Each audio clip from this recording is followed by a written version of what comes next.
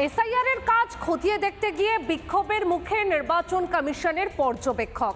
দক্ষিণ ২৪ পরগনার ফলতাতে সেখানে পর্যবেক্ষক সি মুরুগান, তাকে ঘিরে বিক্ষোভ দেখান মহিলারা। ১০০ দিনের কাজের টাকা সহ বেশ কিছু দাবিকে সামনে রেখে কিছু সাধারণ মানুষ গো ব্যাক স্লোগান দিতে থাকেন।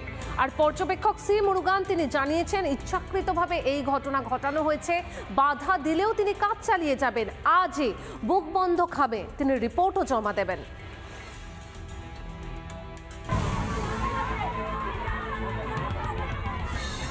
এসআইআর এ এনুমারেশন ফর্ম আপলোডের শেষ দিনে জেলায় জেলায় কমিশনের বিশেষ পর্যবেক্ষক দল।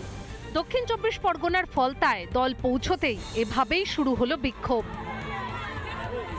নির্বাচন কমিশনারের অবজারভাররা গিয়েছিলেন প্রকৃত মৃত ভোটার বা বাইরে যারা আছেন তাদের তথ্য যাচাই করতে। ঠিকমতোই চলছিল কাজ, সেখানেই হঠাৎ হাজির একদল মহিলা। তৃণমূলের ভাষা দিয়ে কমিশনের আধিকারিকদের ঘিরে স্লোগান দিতে থাকেন তারা। এরা কারা?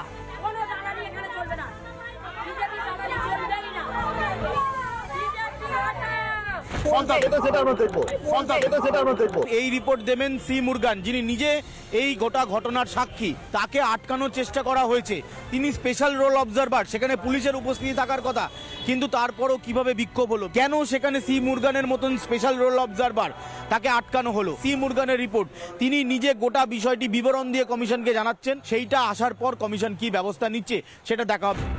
তাহলে কি অভিষেক ব্যানার্জির লোকসভা এলাকায় তৃণমূল নেতা জাহাঙ্গীর খানের গড়ে মহিলা তৃণমূল কর্মীদের কৌশল করে এগিয়ে দিচ্ছে রাজ্যের শাসক দল?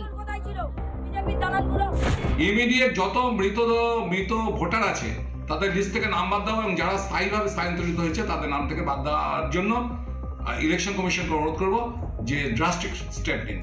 রাজ্য জুড়ে এসআইআর এর কাজ যখন সুষ্ঠুভাবে চলছে তখন সেই কাজ পণ্ড করতেই এটা কি তৃণমূলের চক্রান্ত? বরুণ হালদারের রিপোর্ট, রিপাবলিক বাংলা।